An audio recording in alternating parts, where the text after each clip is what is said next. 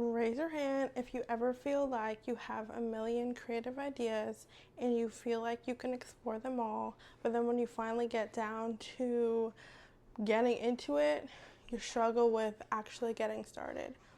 Or keep your hand raised if you already have 50 different things that you are currently doing and juggling and you haven't even completed any of them. You're at the same starting point that you said you're going to be at in the beginning of the year.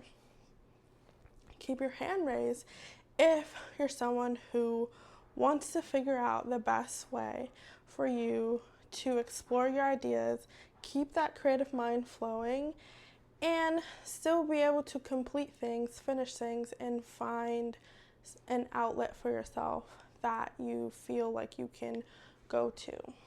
Now, that might be a mouthful, but I kind of wanted to start off with I myself I'm a creative person and I like to explore a lot of different things. I like to be able to have the ability to try something, see if I like it, and have the freedom to go back to it if that's okay, or to just leave it if I just don't like it. I don't like to feel like I am tied down to something.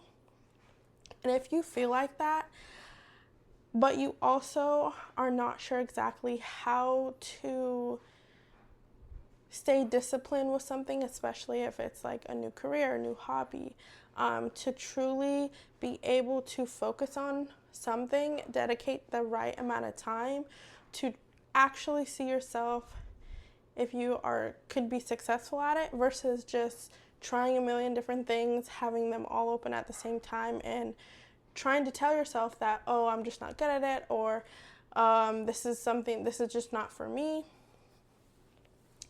I think the first step, so I've made a lot of mistakes in trying a lot of different things and not fully finishing them all.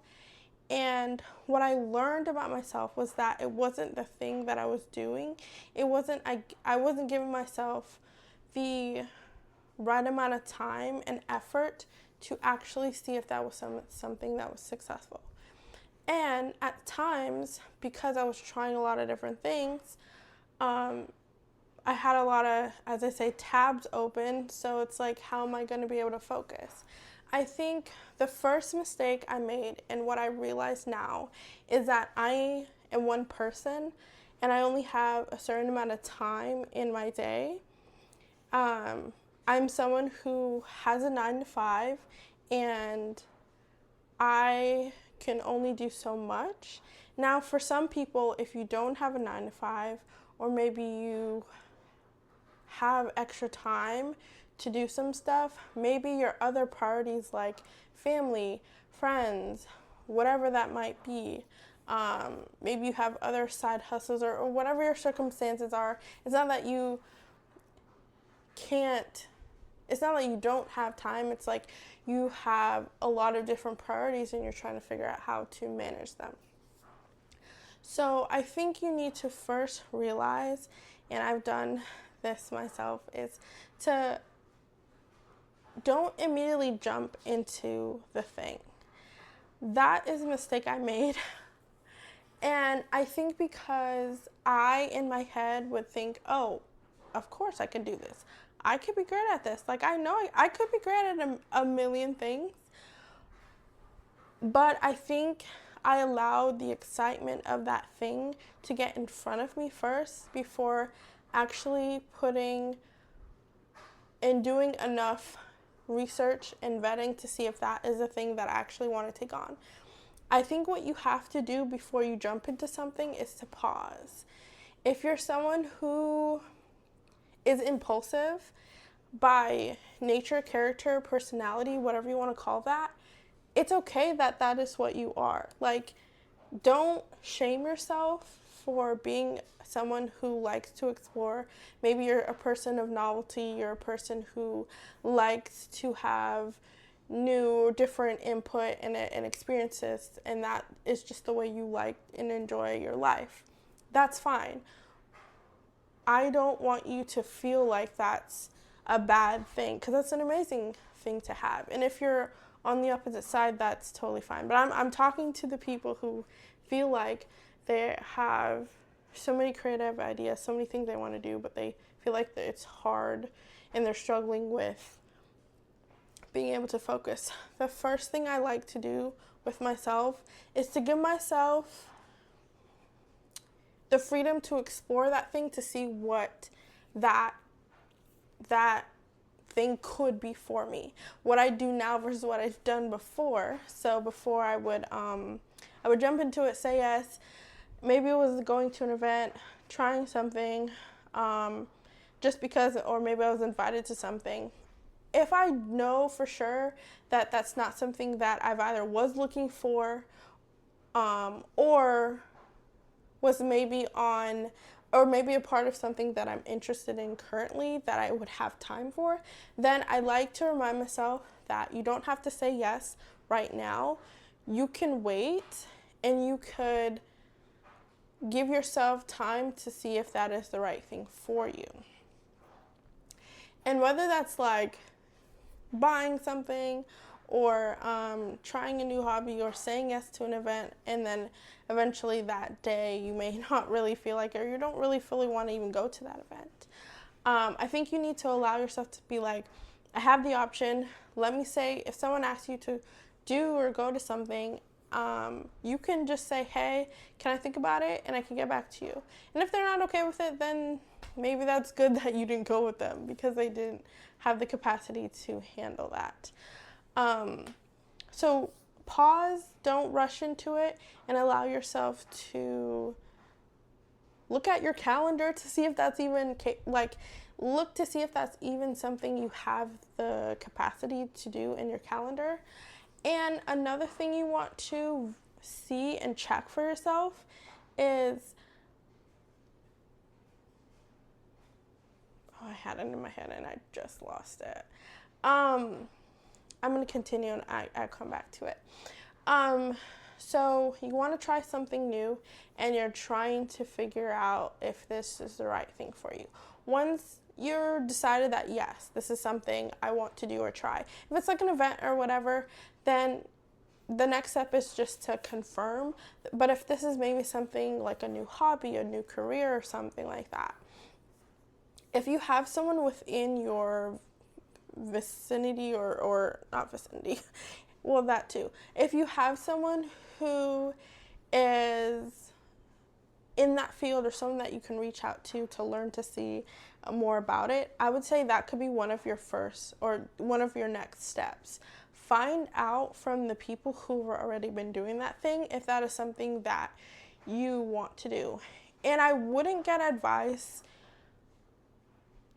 I would be wary, because sometimes if you look up online, and especially for the people who are selling like courses or teaching, and being the people who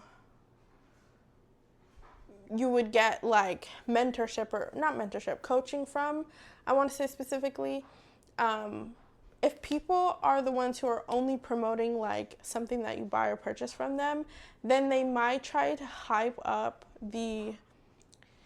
what they call the vacation side of a job versus the reality side of it.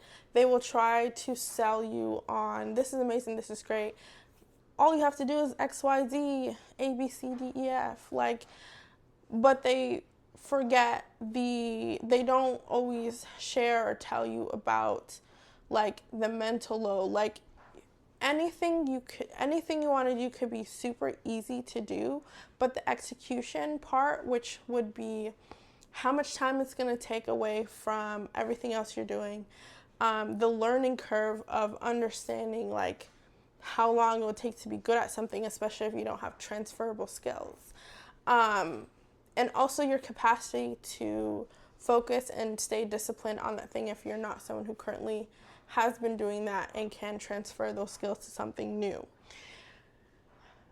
What I've learned is that you have to be mindful of the people that you are in your ear, or the people who are selling to you, because if they're not selling, if they're not providing you a solution to something that,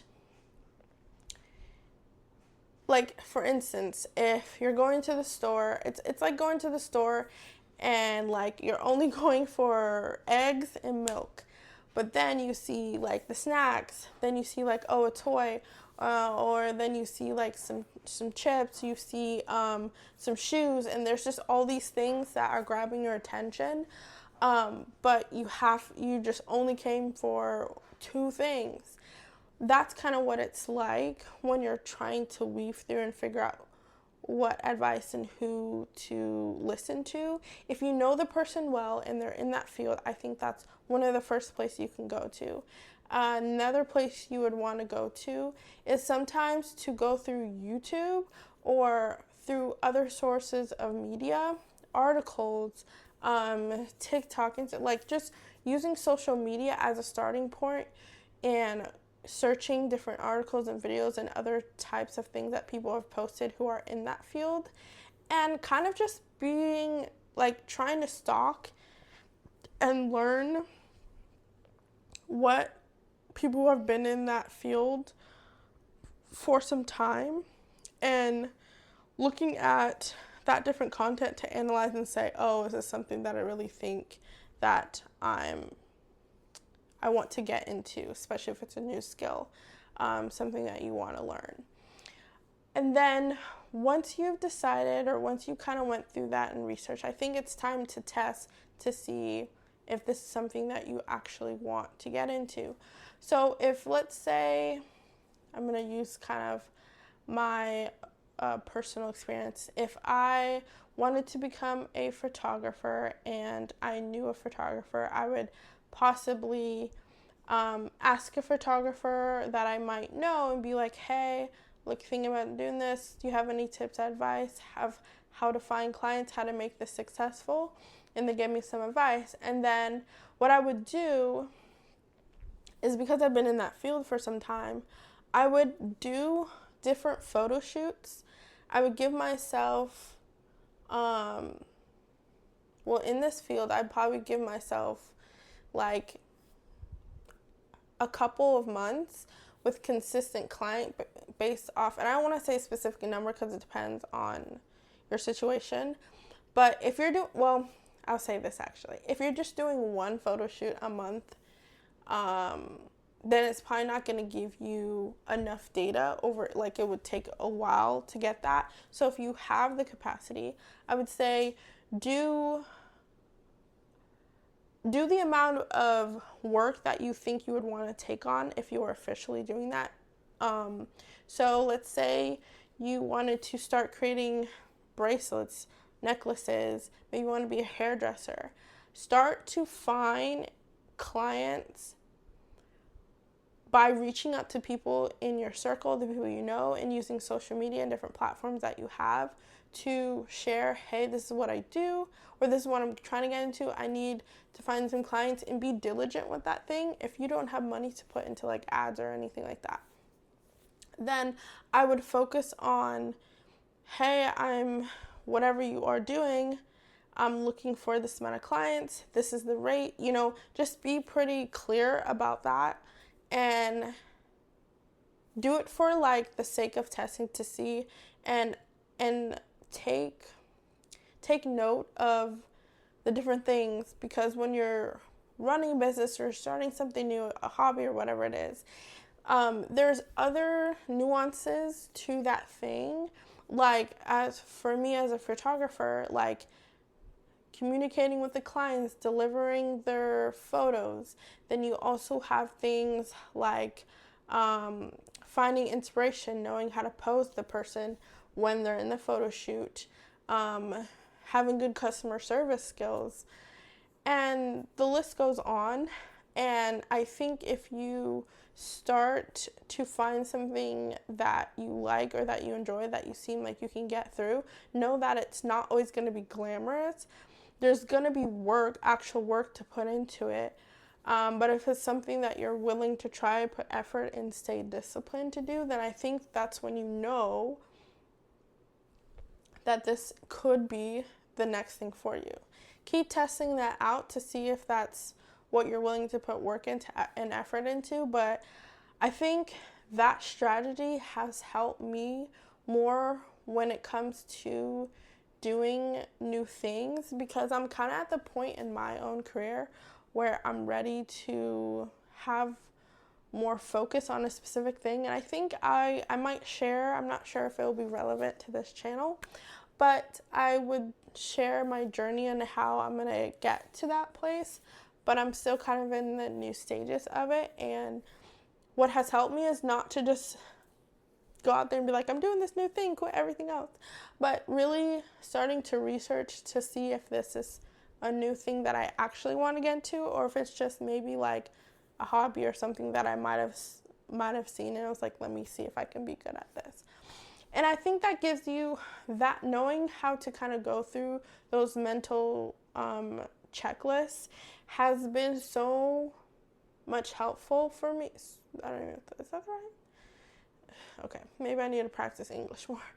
That just going through that has been more helpful for me, has been helpful because it allows me to not rush getting into something new or putting all of my energy and effort into this one thing. And it helps me to relieve that.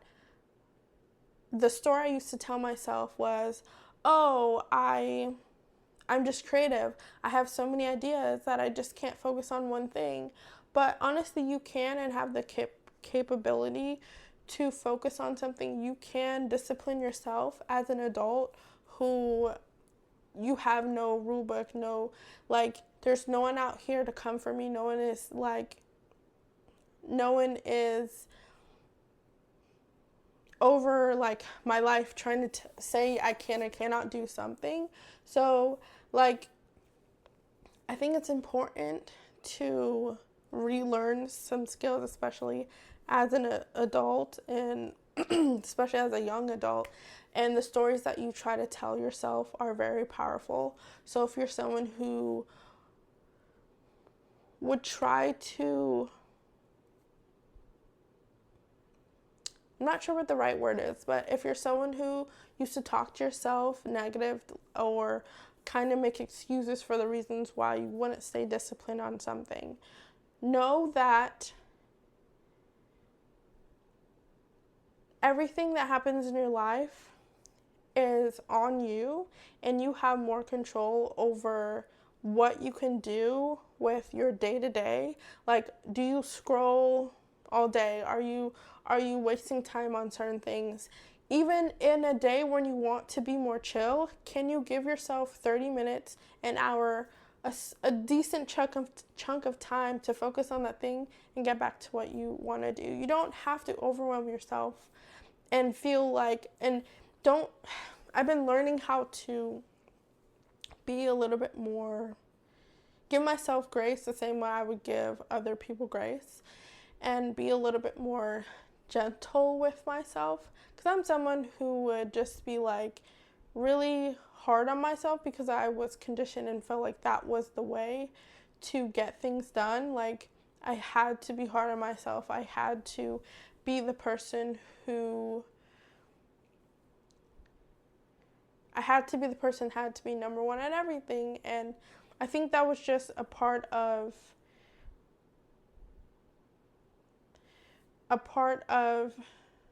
the way that I grew up, or the way that I was conditioned to believe in just certain situations and things that has happened in my life. But now I've learned that it's my responsibility to own and, yes, recognize that this is the thing that I'm working through, and that's totally okay. But we're learning new things, and even though sometimes it's like, I wish I knew this beforehand, that's okay. I'm still trying to practice giving myself that grace to be like, you've done this before and it doesn't truly work. It's not sustainable. So let's do new things so that we can live a life that we actually enjoy, not a life that we're like sabotaging ourselves, or a life where we're doing too much and we keep going in a cycle, because I don't want to live a life in a cycle. So learning that skill, just going through the mental and the checklist of like, okay, we don't have to immediately say yes. We can test this out first to see if this is something, and understanding that anything new that you try will take time to get used to, will take time to adjust to, and everything is dependent and everything relies on your time, how much time you have, what your capacity is, what skills you've had before to get to this new thing. And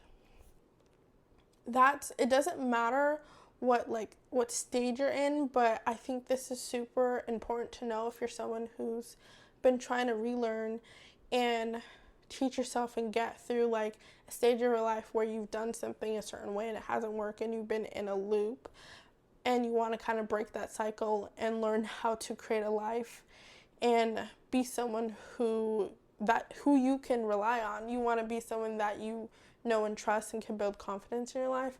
And this one thing has been so helpful to me. And if it is, try it out, see if it's helpful to you. You can make iterations and adjustments based on your own personal personality and the way you know and learn yourself. But yeah, I hope this helps. And this was definitely a little bit different of a delivery, I think, that I've had in the past. But it was on my heart, and I feel like it was important to share. And if it helps you, you can give it a like, or you just, keep doing you. See you next time.